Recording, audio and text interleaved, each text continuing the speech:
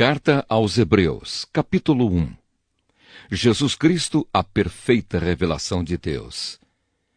Antigamente, por meio dos profetas, Deus falou muitas vezes e de muitas maneiras aos nossos antepassados. Mas nestes últimos tempos, Ele nos falou por meio do Seu Filho. Foi Ele quem Deus escolheu para possuir todas as coisas, e foi por meio dele que Deus criou o universo. O Filho brilha com o brilho da glória de Deus e é a perfeita semelhança do próprio Deus.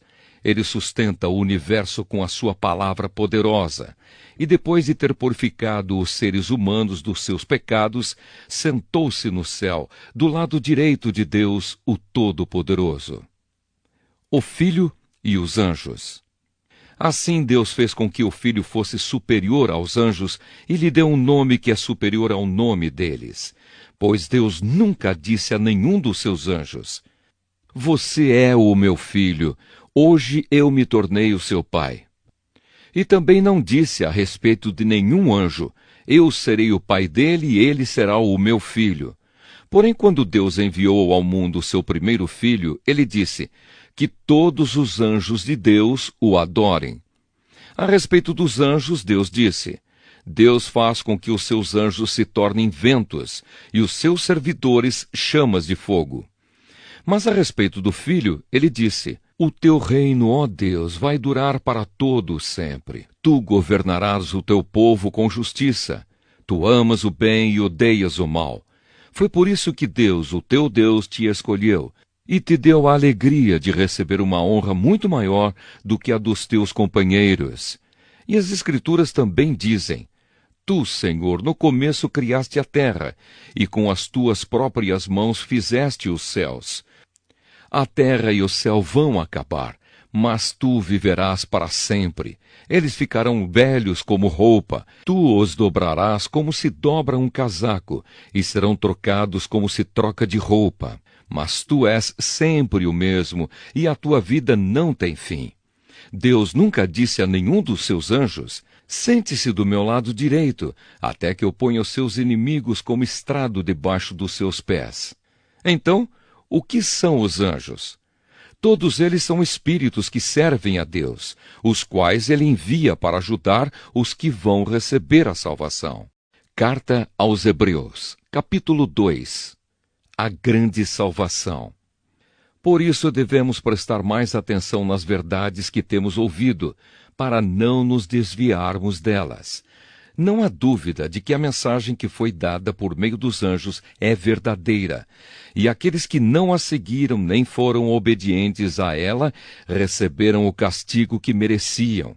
Sendo assim, como é que nós escaparemos do castigo se desprezarmos uma salvação tão grande? Primeiro, o próprio Senhor Jesus anunciou essa salvação, e depois aqueles que a ouviram nos provaram que ela é verdadeira.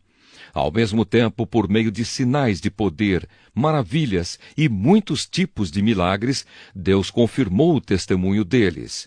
E, de acordo com a sua vontade, distribuiu também os dons do Espírito Santo.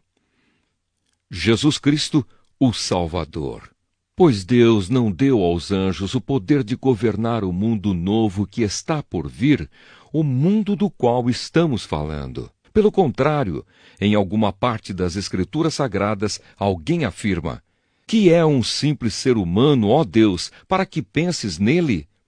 Que é o ser mortal, para que te preocupes com ele? Tu o colocaste por pouco tempo em posição inferior à dos anjos. Tu lhe deste a glória e a honra de um rei, e puseste todas as coisas debaixo do domínio dele." Quando se diz que Deus pôs todas as coisas debaixo do domínio dele, isso quer dizer que nada ficou de fora. Porém, não vemos o ser humano governando hoje todas as coisas, mas nós vemos Jesus fazendo isso.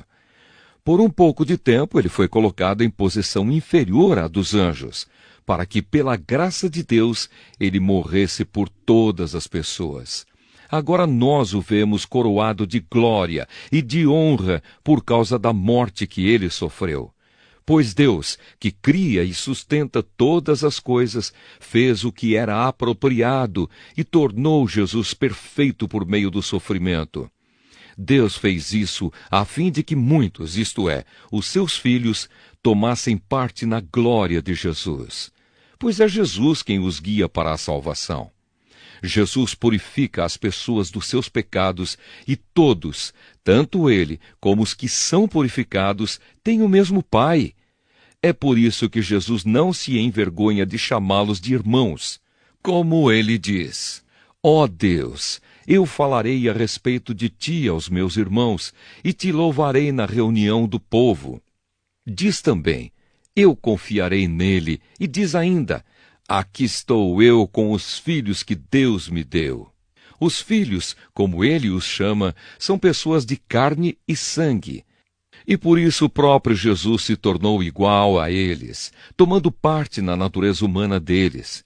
Ele fez isso para que, por meio da sua morte, pudesse destruir o diabo, que tem poder sobre a morte. E também para libertar os que foram escravos toda a sua vida por causa do medo da morte. É claro que ele não veio para ajudar os anjos. Em vez disso, como dizem as Escrituras, ele ajuda os descendentes de Abraão. Isso quer dizer que foi preciso que Jesus se tornasse em tudo igual aos seus irmãos, a fim de ser o grande sacerdote deles, bondoso e fiel no seu serviço a Deus, para que os pecados do povo fossem perdoados. E agora Jesus pode ajudar os que são tentados, pois ele mesmo foi tentado e sofreu.